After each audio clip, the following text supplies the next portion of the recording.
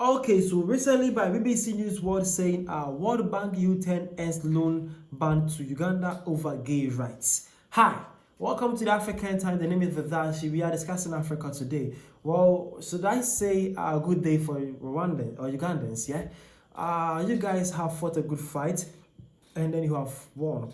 Can I say it that way? Well, let me not be biased here. Well, we all know when Museveni, the president of Uganda, stated affirmingly saying that he would not tolerate gay rights or gay activism in Uganda. Well, got a lot of backlash from global world elites, people from USA, different part of the world were actually backlashing Uganda's decision, saying that why are they even being discriminative to these kind of people. Well, it got to the point that even World Bank sees Uganda's access to loan at the World Bank. Still, Museveni is still strongly affirming, saying that he doesn't care. But guess what?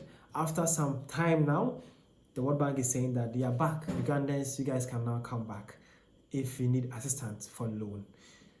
Now, who is losing here? Let's see the details here. So, by BBC News, it says the World Bank says it's lifting a ban on loans to Uganda that it had put in place 2 years ago when the country passed a draconian law, a new law against LGBTQ people. In 2023, Uganda voted in some of the world's harshest anti-homosexual legislation, meaning that anybody engaging in certain same-sex acts can be sentenced to death. Wow.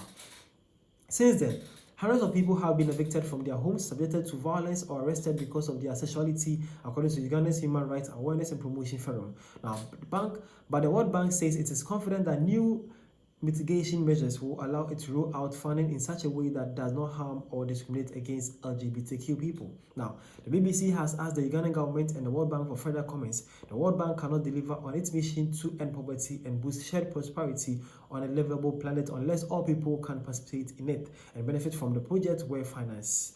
A spokesperson told the AFP news agency on the Thursday, adding that the organization had worked with the Ugandan government and other stakeholders in the country to introduce, implement, and test anti-discrimination measures. New projects in social protection, education, and forced displacement and refugees have also been approved, an unarmed World Bank spokesperson told the Reuters news agencies. Now, analysis say that World Bank is one of Uganda's biggest source of external financing, playing an important role in infrastructure development, road upgrades, and widening electricity access among the projects that the organization is backing in the Eastern African country.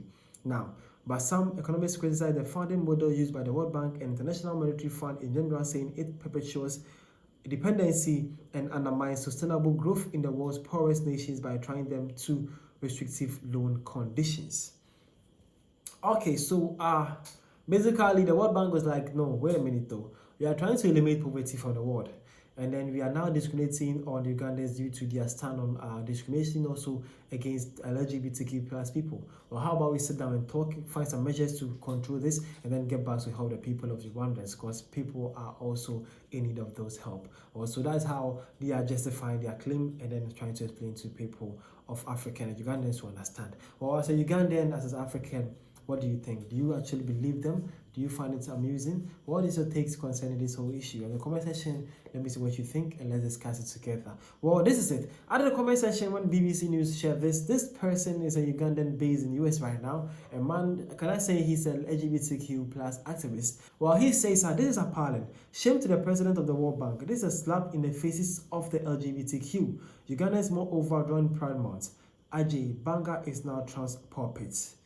Well, okay, so man was not happy. He has been, ever since this issue started up, he has been throwing tantrums. He has been doing everything he can to make the world see how inhuman or how discriminatory Uganda was towards the LGBTQ people. So he was actually sad to see that now the World Bank has even recalled their decision against them in that manner. So man was not happy.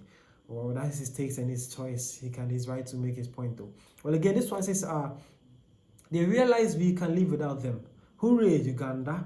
Well, that's an African that he's so happy that Ugandans have made the right decision. They have fought their good fight and they are on their knees there. Okay, this one says, type that without crying. Yo, that's a Ugandan right there, and he is actually trolling the BBC News people. Again, this one says, please, Uganda does not need your money. If they manage to survive without it, then keep your money. Another African right there saying that you guys need to keep your money though. Your loans are even a parasite to African people. It's eating our development. It's eating our self awareness. It's eating our independency. Your loans are actually breaking us down. Well, again, this one says, you have finally seen that we can purely live even more happily without you guys. Give it a time, we shall supply you with utmost best products on markets. Okay, that's a Ugandan right there. He's saying that now you guys have now realized that we African people can live without you guys and propaganda. Well, be time. One day Africa will wake up and you guys will need Africa more than we need you guys. And then lastly, this one says, so the godless World Bank will force its godless agenda on a sovereign nation through extortion by withholding funds because this sovereign nation chooses to enact laws that the godless doesn't agree with. Well, that's an African right there. He's saying that, well, so you guys actually withhold the funds or the funding to Rwanda or Uganda only due to their take on certain issues. They are a sovereign nation, for Christ's sake, and you had no right to do that. Well, that is his take though. So as an African, in the comment section, let me see what you think and how happy you are for this news. You should also, as a Ugandan, also, what is your take here? What do you think about this? The name is Vadashi. So you guys are around for more African details and African time.